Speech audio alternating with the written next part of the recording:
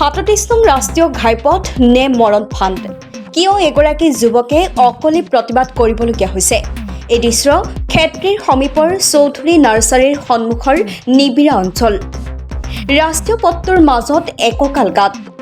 নীৰৱ নিৰ্বিকাৰ ৰাষ্ট্ৰীয় পথ প্ৰাধিকৰণ, যাৰ বাবে আজি কৃষ্ণ লালুং নামৰ যুৱকজনে ৰাষ্ট্ৰীয় পথৰ মাজত সৃষ্টি হোৱা এককাল গাঁতত নামি অকলে এক ব্যতিক্ৰমীভাৱে প্ৰতিবাদ কৰিবলগীয়া হৈছে।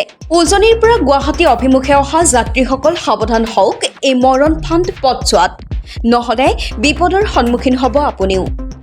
উল্লেখ্য যে কেৱল পথটোৰ এই স্থানতেই নহয়, খানাপাৰাৰ পৰা জাগিৰোডলৈকে সমগ্ৰ পথছোৱা এতিয়া মৰণ ফাণ্ডলৈ পৰিণত হৈছে। সোণাপুৰৰ পৰা ৰমেশ দাসৰ ৰিপৰ্টাৰ লাইভ অসম।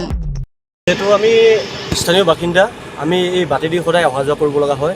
তেতিয়া আমি যি প্ৰত্যক্ষ কৰিছোঁ, সেই প্ৰত্যক্ষ কৰাত মই দেখিব পালোঁ এই প্ৰকাণ্ড গাঁত এটা ইয়াতে সঠিক ওলাই আছে। গতিকে সেইটো কাৰণে মই ইয়াত যিখিনি বিষয়ববীয়া বা প্ৰশাসনিক বিষয়াসকলক মই অৱগত কৰাইছোঁ কথাটো, আহি সিহঁতে এইটো মেৰামতি কৰিব। কিন্তু মই কি ক'ব বিচাৰিছোঁ কথাটো হ'ল, মোৰ প্ৰতিবাদ কৰাৰ উদ্দেশ্যটো সেইটো হ'ল, যিজনে এনেকুৱা ৰাষ্ট্ৰীয় ঘাইপথত এইবোৰ সৰু সৰু চৰকাৰৰ বা বিষয়ববীয়াসকলৰ ভুলৰ বাবে যিজনে নিজৰ আত্মীয়ক হেৰুৱাব লগা হয়, সেইজনে কথাটো বুজি পাব।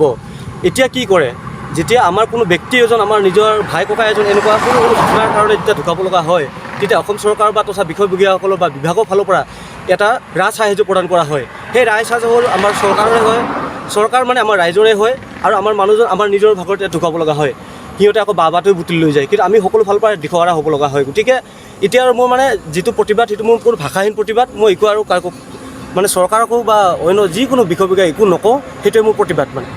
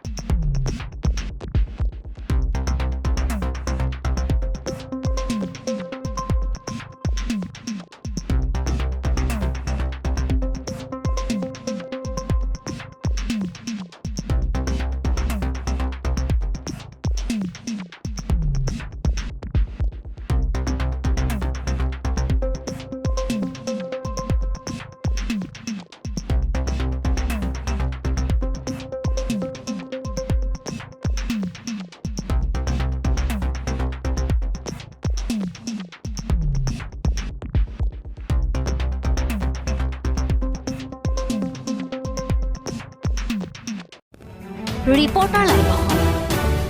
নিৰ্ভীক